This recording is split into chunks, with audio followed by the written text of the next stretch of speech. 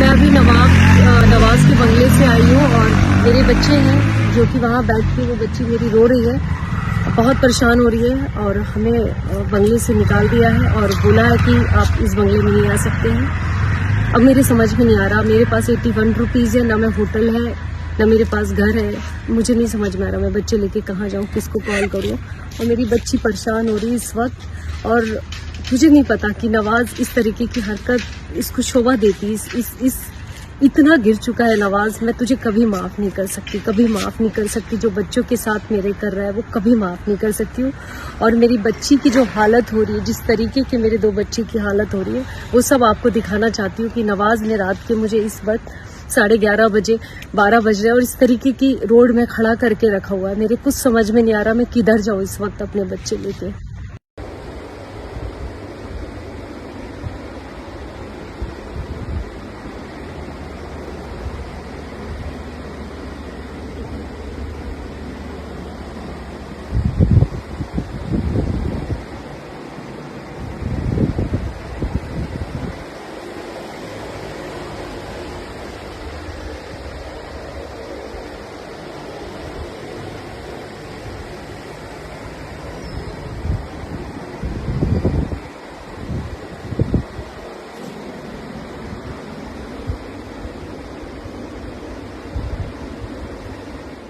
नहीं समझ में आ रही पर दोनों माँ, भरोसा मुझे तुम पे जरा भी नहीं है। तुमने मेरे बच्चे को एक्सेप्ट नहीं किया है, तुम्हारे तो कोर्ट नहीं, पैदा तुमने किया था उस टाइम पे, कोर्ट ने नहीं किया था तुम्हारे बच्चे को।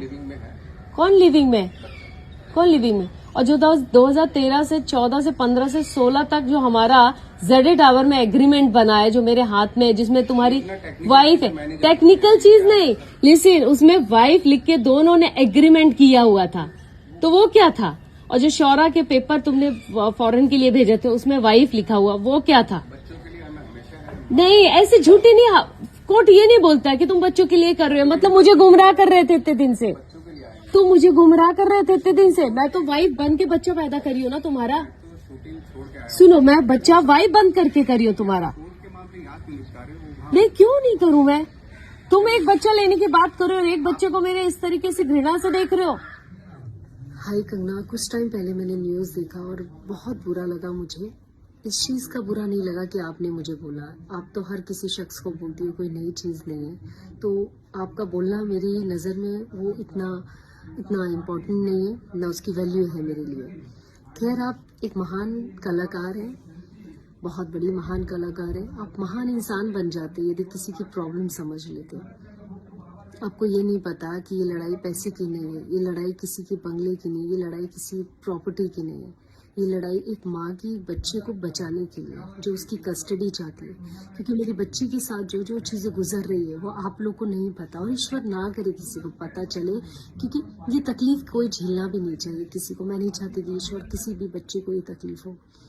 मेरे 2 मासूम बच्चे हैं, उसमें से एक मेरी बच्ची के साथ 2012 में जो चीज़ हुई थी, जो बहुत जल्दी वो भी कोर्ट में है, जो इस आदमी ने उस चीज़ को भी नकारा, फिर उसने मेरी बच्ची को दोबारा इसे कतर ले जाके मैनेजर के साथ एक रात एक दिन के लिए स्वीट रूम में रुकाया। 12 साल की बेटी को, कोई 12 साल की बच्ची को एक स्वीट रूम में कैसे रुका सकता हो, जबकि खुद दुबई में आप रह के आप पार्टी कर रहे हो, आप इंजॉय कर रहे हो, घूम रहे हो, और उस बच्ची को कतर भेज दिया है।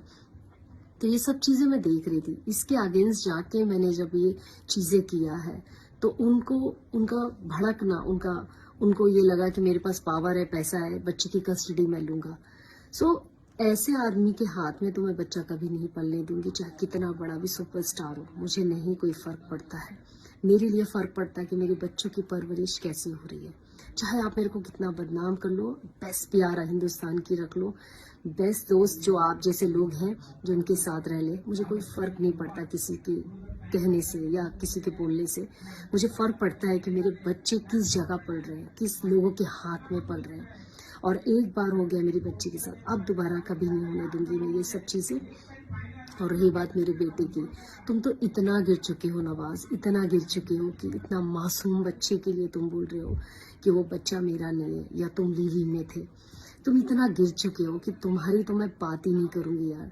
क्योंकि जिस आदमी की सोल उसकी अंदर का जो सोल, उसकी जो रोशनी होती है वो सब जल चुकी है, खाक हो गई तुम्हारे अंदर। वो बहुत जल्दी लोगों के सामने आएगा।